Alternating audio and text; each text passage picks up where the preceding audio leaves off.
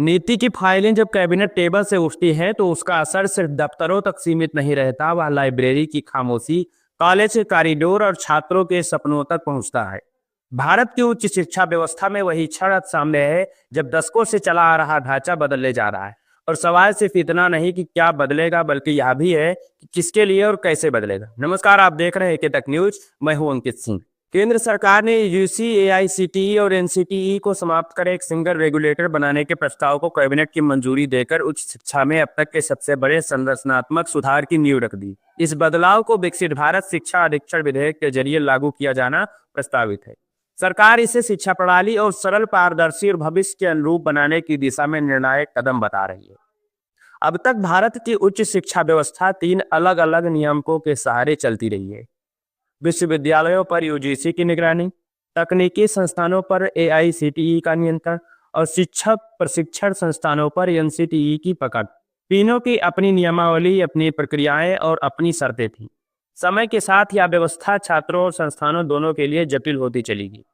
एक ही कॉलेज को कई अनुमतियों के लिए अलग अलग दरवाजों पर दस्तक देनी पड़ती थी, जिससे शिक्षा की गुणवत्ता से ज्यादा ऊर्जा कागजी औपचारिकताओं में खर्च होती रही है। सरकार का तर्क है कि सिंगल रेगुलेटर से यही सबसे बड़ी समस्या खत्म होगी। अब शिक्षा संस्थानों को मल्टीपल अप्रूवल की आवश्यकता नहीं होगी। नीति निर्धारण, मान्यता, निरीक्षण और गुणवत्ता आश्वासन एक ही ढांचे के तहत होंगे। इससे निर्णय लेने की गति तेज होगी और नवाचार को बढ़ावा मिलेगा। विदेशी विश्वविद्यालयों के साथ साझेदारी, नए कोर्स और आधुनिक पाठ्यक्रमों की शुरुआत भी अपेक्षाकृत आसान हो सकेगी। छात्रों के लिहाज से देखें तो इस बदलाव का सीधा असर फिलहाल उनकी डिग्री या परीक्षा प्रणाली पर नहीं पड़ेगा। ना तो मौजूदा संस्थान बंद होंगे और ना ही पुराने पाठ्यक्रम अचानक अमान्य होंगे। सरकार स्पष्ट कर चुकी है कि यह संक्रमण चरणबद्ध तरीके से लागू किया जाएगा। हालांकि लंबे समय में छात्रों को एक अधिक सुव्यवस्थित और गुणवत्ता केंद्रित शिक्षा प्रणाली मिलने की संभावना जताई जा रही है। लेकिन हर बड़े सुधार की तरह यह फैसला भी सवालों से घिरा है। विपक्ष और कई शिक्षाविद इस बात को लेकर चिंतित हैं कि एक ही रेगुलेटर के पास अत्यधिक शक्ति केंद्र हो जाएगी। शिक्षा केवल प्रशासनिक विषय नहीं, बल्कि विचारों की स्वतंत्रता और विविधता का क्षेत्र है।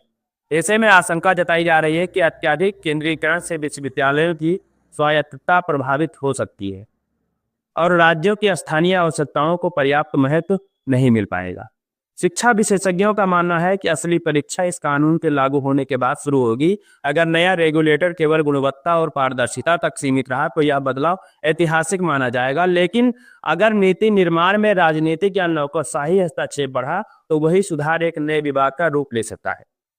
इतिहास गवाह है कि भारत में शिक्षा से जुड़े हर बड़े फैसले को समय ने परखा है। कभी विश्वविद्यालय आयोग का गठन क्रांतिकारी माना गया था, तो कभी तकनीकी शिक्षा परिषद को भविष्य की जरूरत बताया गया। आज वही संस्थाएं अपने अंत की ओर बढ़ रही हैं। यह बदलाव अपने साथ उम्मीद भी लाया है और आशंका भी। आखिर में सवाल वही है कि क्या यह कदम छात्रों के भविष्य को आसान बनाएगा या सिर्फ व्यवस्था को और ताकतवर करेगा? जवाब आज नहीं, आने वाले वर्षों में मिलेगा, क्योंकि शिक्षा में लिया गया हर फैसला सिर्फ वर्तमान नहीं, आने वाली पीढ़ियों की दिशा तय करता है। नमस्कार।